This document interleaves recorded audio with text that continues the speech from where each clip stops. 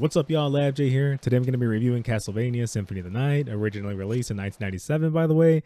I played it via the Castlevania Requiem collection on PlayStation, which includes Castlevania Rondo of Blood and, of course, Symphony of the Night. It's based off the 2007 re-release on the PSP. It was included in the Dracula X Chronicles and featured a new script, voiceover, and playable character in Maria, along with some other minor changes. I know some people are bothered by the new dialogue and voices, but believe me, they're fine. Mainly because I don't really hold any nostalgic feelings towards the original line, or at least not enough that it bothers me, so it's not that big of a deal.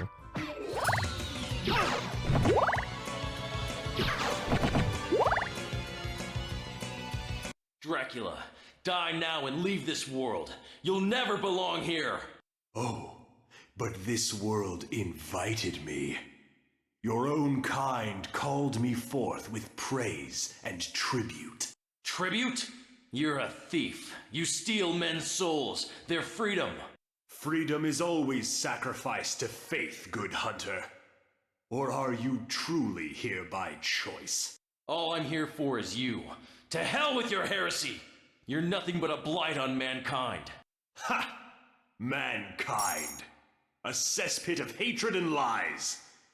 Fight for them then, and die for their sins! With that being said, I'm going to be highlighting the story, visuals, gameplay, like combat, exploration, etc., and the music.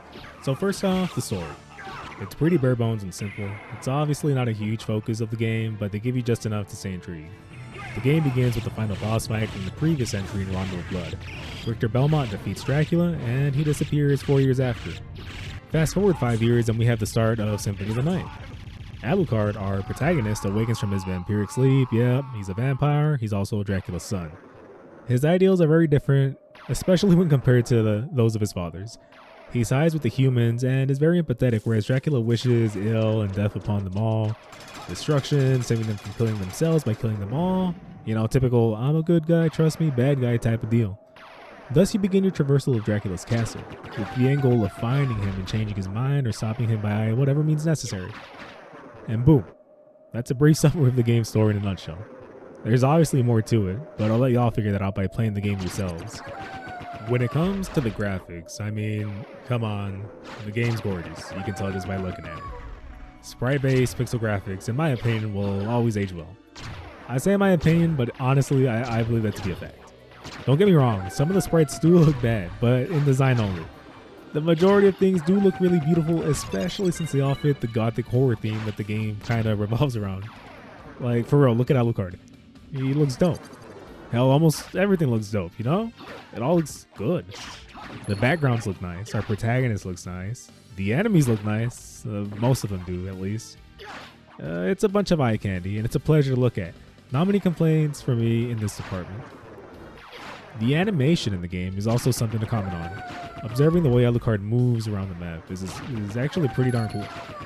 He has animations for all of his actions, and you're going to be seeing them a lot, so it only makes sense that they don't get tiresome and that they're very fluid and, you know, just pleasing to look at.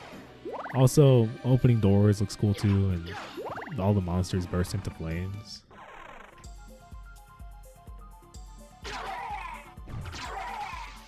So let me further elaborate on the movement and exploration part of the game. Being a Metroidvania, Igavania, whatever you want to call it, doesn't matter. You have a map that automatically fills in as you progress through the castle. There are secrets around the map, and exploration is very much so encouraged. You'll have obstacles that will probably inhibit you from continuing forward until you meet a certain criteria or acquire a new method of traversal. While exploring the castle, you're going to run into, you guessed it, a bunch of enemies. This brings me to the combat of the game. It's not really super in-depth, and it's relatively simple. But it's still really fun. Hit them, and in turn don't get hit.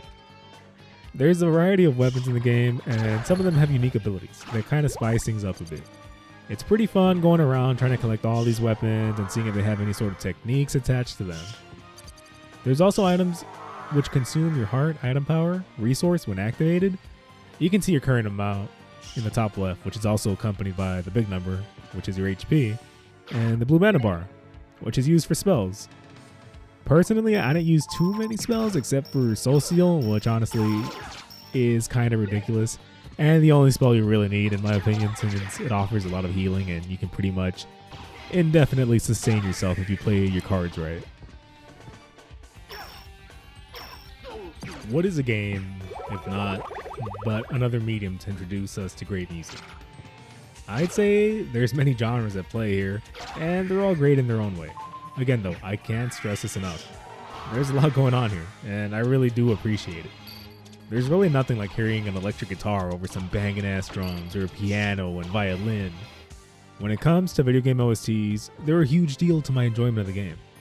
They have to fit the theme and present it well within the context of the game, and the scenario that you're being put in, of course. Symphony of the Night excels in this category. Almost the entire OST is stuffed with amazing music, and I'm serious.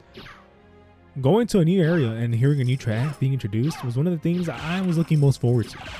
They all fit the game and areas really well and enhance the experience tenfold. The music stands great on its own, so big shoutouts to Michiru Yamane, the composer. She did a great job, so big shoutouts to her. 2 thumbs up. So I've spoken very positively of the game this far because for the most part, I don't have too many issues with it. And the game is amazing, but it is not without its flaws. The progression in the game is alright at best, at least difficulty-wise.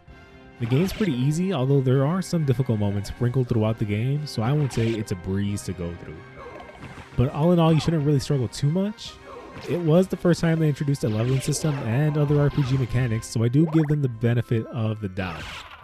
Playing as the other characters in Maria and Richter does make the game more difficult depending on the player because you lose access to some of the other options that Alucard has, especially in the survivability side of things.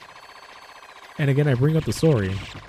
I do wish there was more there, but then again, I really do admire that you're never really taken away from the gameplay. It's like watching a cutscene or reading dialogue for an excess amount of time, so this one is definitely debatable.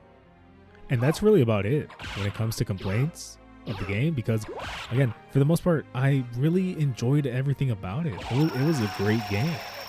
The flaws were far and in between, as you can see here. These were the only ones that really stuck out to me and stayed in my mind. So not too shabby, right? Alright, so let's bring this to an end, shall we? Symphony of the Night is fantastic, and it's something I can keep coming back to. The game has a lot of replayability, and it'll take you anywhere from around 6 to 15 hours to complete, but that really depends on the player. There are secrets in the game which could extend your playtime considerably, and if the hints the game provides you with isn't enough, you can always Google or YouTube it. If you're interested, just look up Symphony of the Night, Holy Glasses. But that's it from me, and I hope y'all enjoyed the video, and if you did, please like and subscribe, drop a comment. Don't be a stranger. Let me know about your thoughts on the video. And I'll talk to y'all later, alright? Y'all take it easy. Peace.